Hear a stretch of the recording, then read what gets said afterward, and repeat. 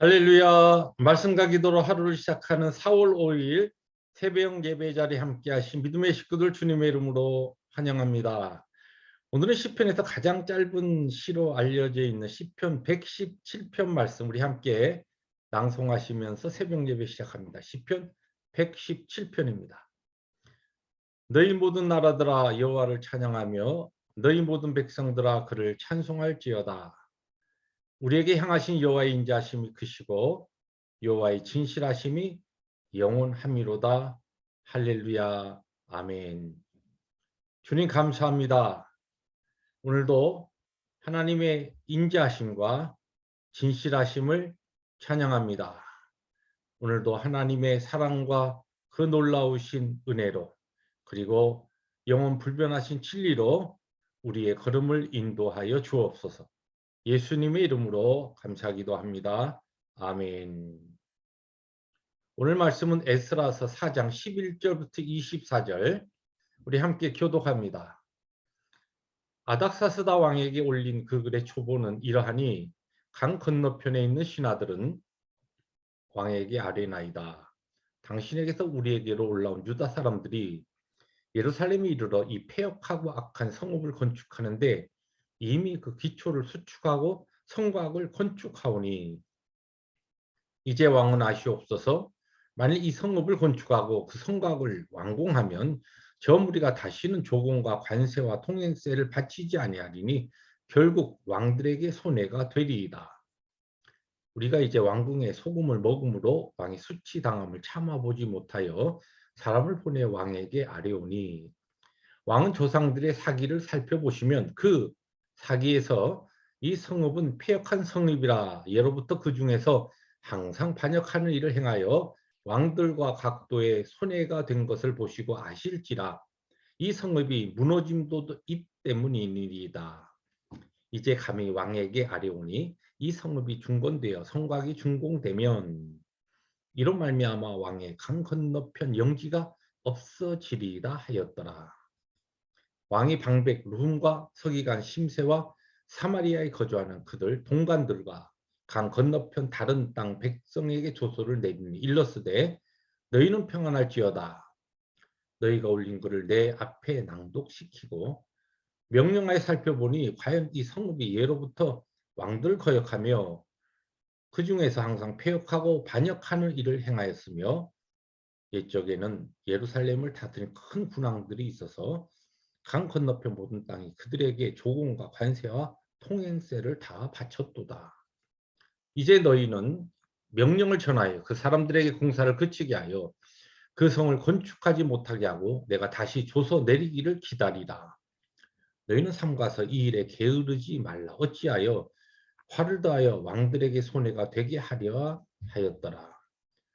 아닥사스다 왕의 조서 초본이 르훔과 서기관 심세와 그의 동료 앞에서 낭독되매 그들이 예루살렘으로 급히 가서 유다 사람들을 보고 권력으로 억제하여 그 공사를 그치게 하니 24절 함께 봅니다. 이에 예루살렘에서 하나님의 성전 공사가 바사왕 다리오 제2년까지 중단되니라. 아멘.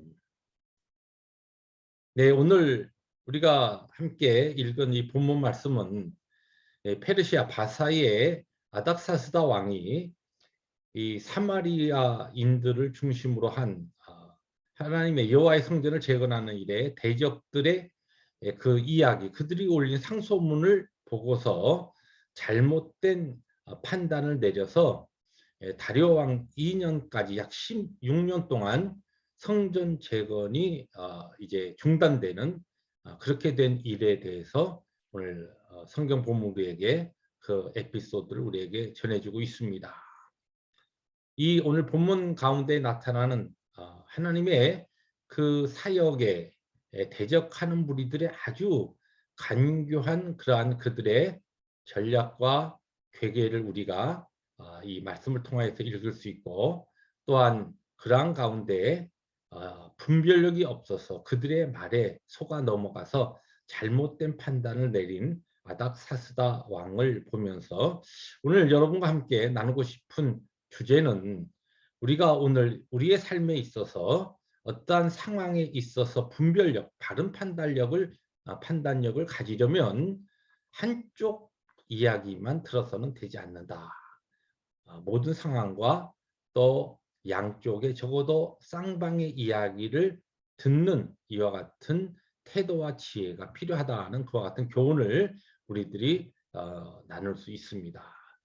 우리가 잘 알듯이 이 아닥사스다 왕이 이 사마리아와 대적들이 보낸 이 상소문만 그가 읽고 또 그의 신하들을 통하여서 역사 내용을 좀 기록을 쭉 살펴봐라. 이들의 이야기가 사실인지 아닌지. 보니까 사실이거든요. 그래서 이제 그 내용만 가지고서 지금 판단하게 되는데 한쪽에서 이런 이야기가 올라왔을 때 그러면 지금 저 예루살렘에 내려가서 성전을 건축하고 있는 이 사람들은 도대체 무슨 이유와 어떠한 그러한 음모를 가지고 이런 일을 하고 있는가? 그들의 이야기가 적어도 그 책임을 맡은 사람의 변을 한번 들어보자라고 그러한 판단을 했다고 한다면 양쪽의 이야기를 다 들었으면 틀림없이 이 바벨론 포로 생활하다가 예루살렘과 유다 땅으로 돌아간 이들이 자기들 스스로 이 성전 건축을 시작한 것이 아니요 고레스 왕이 그들을 보내면서 내린 명령에 의해서 이 칙령에 의해서 지금 이 일이 진행되고 있다는 것을 알게 되고 그러한 이야기를 그 아닥사스다 왕이 받았다고 한다면 그럼 그런 역사 자료를 한번 찾아봐라. 그렇게 해서 그 역사 자료를 찾았다고 한다면 이 성전 재건을 이 중단시키는 이와 같은 우를 범하지는 않았을 것입니다. 에스더서를 보면 그 에스더 1장과 8장에 반복해서 나오는 게 뭐냐면 그 당시 이 바사 페르시아의 중요한 그러한 그 하나의 이 왕적인 법률의 그 전통인데 그게 무엇이냐면 왕이 어떠한 법을 정해서 선포하면 한번 선포된 그 법은 뒤에 뒤집지 않습니다. 그래서 성경에는 변개치 못한다 그런 표현이 나오는데 바꿀 수 없다는 것이. 고레스 왕, 이 바사 제국을 건설한 고레스 왕이 내린 칙령에 의해서 지금 이게 진행되는 일이다. 그리고 그럼 그 자료를 찾아봐라. 역사책에 보니까 예루살렘의 옛날 이야기보다 최근의 이와 같은 이야기 그리고 자기들의 그 제국의 이미 그 왕에 의해서 이루어진 일이라는 것을 알게 되었다고 한다면 틀림없이 이 성전 재건을 중단시키는 이와 같은 명령을 하진 않았을 것입니다. 마찬가지로 오늘 우리들의 삶에 있어서도 우리들이 교회 생활할 때도 마찬가지입니다. 나와 가까운 어떤 사람이 그 누구에 대해서 이런저런 이야기를 전해줍니다.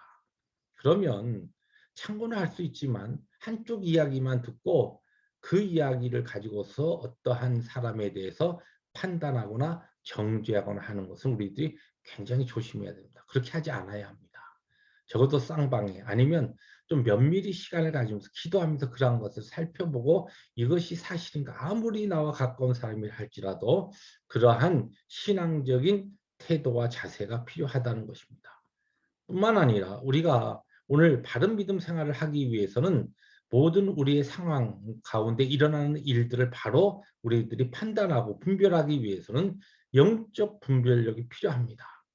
그런 영적 분별력을 위해서는 우리에게 두 가지가 꼭 필요합니다. 하나는 우리의 모든 생각과 또 우리의 모든 판단의 중심이 된 하나님의 말씀을 항상 가까이 하고 말씀을 부지런히 읽고 묵상하는 훈련을 해야 하며 그 말씀을 나의 것으로 그렇게 적용하는 훈련이 필요합니다. 뿐만 아니라 성령 하나님의 지혜를 얻기 위해서 우리는 항상 성령 충만한 기도 생활을 우리들이 해야 합니다. 그러할 때에 요사이처럼 얼마나 정보시대 가짜 뉴스들이 얼마나 많이 홍수처럼 떠돌고 있습니까? 이러한 것에 우리들이 잘못된 우리의 판단력 흐려지지 아니하고 정치나 사회나 영적인 신앙적인 모든 면에 있어서 바른 판단력과 분별력을 가지고 오늘을 지혜롭게 살아갈 수가 있는 것입니다. 하나님께서 주신 복된 하루를 오늘도 살아갈 때 영적 바른 분별력 그리고 우리의 모든 삶의 상황을 바로 분별하는 분별력을 가지고 하나님이 기뻐하시는 삶을 살아가는 이 아침에 기도의 믿음의 식구들 되시기를 주님의 이름으로 축복합니다. 기도하십니다. 주님 감사합니다. 오늘도 우리에게 주신 복된 하루를 살아갈 때에 성령 충만한 가운데 말씀을 가까이 하며 항상 모든 상황에 영적 분별력과 바른 판단력을 가지고 상황을 바로 이해하며 하나님의 백성으로 거룩하고 지혜로운 길을 걸어가는 우리 모두가 되게 하여 주옵소서. 예수님의 이름으로 감사하기도 합니다. 아멘. 오늘도 주께서 주신 복된 하루, 영적 분별력, 바른 판단력을 가지고 살아가시는 승리 하루 되시기를 주님의 이름으로 축복합니다. 할렐루야.